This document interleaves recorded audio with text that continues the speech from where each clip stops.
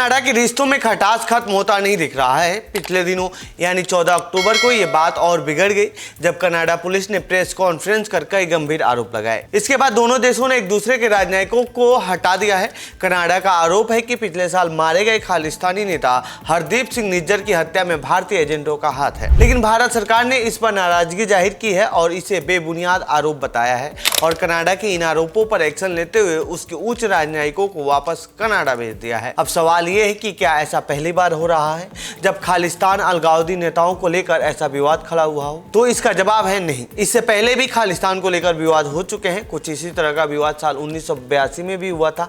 तब भारत की तत्कालीन प्रधानमंत्री इंदिरा गांधी थी और कनाडा में ट्रूडो के पिता पियरे ट्रूडो की सरकार थी। तो आइए जानते हैं इस रिपोर्ट में उस समय क्या क्या हुआ था इस रिपोर्ट में, और खालिस्तानियों के प्रति कनाडा का इतना प्रेम क्यों उमड़ रहा है।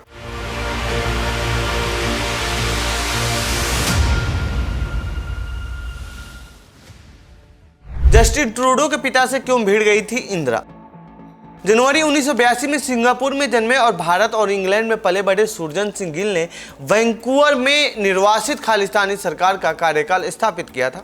उन्होंने नीले रंग के खालिस्तानी पासपोर्ट और रंगीन मुद्रा भी जारी की। हालांकि उन्हें स्थानीय सिखों के बीच समिति समर्थन मिला और अप्रैल में बैसाखी जुलूस के दौरान खालिस्तान के पोस्टर दिखाने वाले उनके कुछ कार्यकर्ताओं की पिटाई की गई। उसी साल पियरे ट्रूडो ने पंजाब में 2 पुलिस अधिकारियों की हत्या के आरोप में तलविंदर सिंह परमार को अर्पित करने से इनकार कर दिया था। कनाडाई पत्रकार टेरी मिलीवेस्की ने अपनी पुस्तक blood for blood 50 years of the global Khalistan project 2021 में लिखा है कि खालिस्तानी चुनौती पर कनाडा की प्रतिक्रिया की प्रधानमंत्री इंदिरा गांधी सहित भारतीय राजनेताओं ने आलोचना की थी। कनाडाई पत्रकार ने लिखा है कि खालिस्तानी चुनौती पर कनाडा को नरम प्रतिक्रिया 1982 से ही भारतीय राजनेताओं के निशाने पर थी, जब प्रधानमंत्री इंदिरा गांधी ने प्रधानमंत्री पियरे ट्रूडो से इसकी शिकायत की थी।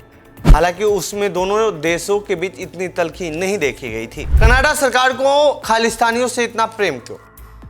असल में कनाडा की सत्ता में बने रहने के लिए ट्रूडो की पार्टी को सिख समुदाय के समर्थन की जरूरत है, क्योंकि कनाडाई संसद में कुल 338 सीटें होती हैं और सरकार बनाने के लिए 169 सीटों की जरूरत पड़ती है। ट्रूडो की लिबरल पार्टी के पास अभी 154 सीटें हैं। ट्रूडो को पता है कि सत्ता बचाए रखनी है तो सिखों को अपने साथ रखना जरूरी है। 2021 की जनगणना के मुताबिक कनाडा में सिखों की आबादी 7.70 लाख से ज्यादा है। कनाडा के ओंटारियो में 3 लाख और ब्रिटिश के कोलंबिया में 2.90 लाख से ज्यादा सिख रहते हैं। कनाडा की कुल आबादी में सिख 2.1% हैं और एक सर्वे के मुताबिक 54% सिखों ने विपक्षी कंजर्वेटिव पार्टी को वोट देने की बात कही, जबकि ट्रूडो की लिबरल पार्टी के साथ 21% सिख थे। इसी तरह 53% हिंदू भी कंजर्वेटिव पार्टी के साथ थे। ऐसे में अब सिखों को साथ रखने के लिए खालिस्तान का कनाडा खुला समर्थन कर रहा है। इससे ट्रूडो को आने वाले चुनाव में फायदा हो सकता है। भारत कनाडा के बीच क्या है ताजा विवाद?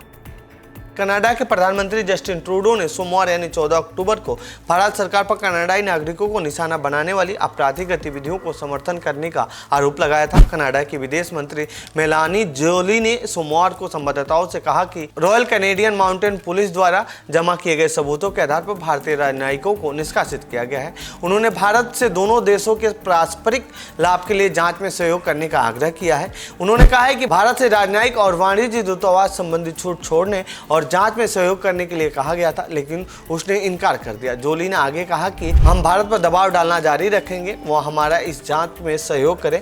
हम अपने 5 आइज साझेदारों के साथ बातचीत जारी रखेंगे। हम G7 भागीदारों के साथ भी बातचीत रखेंगे।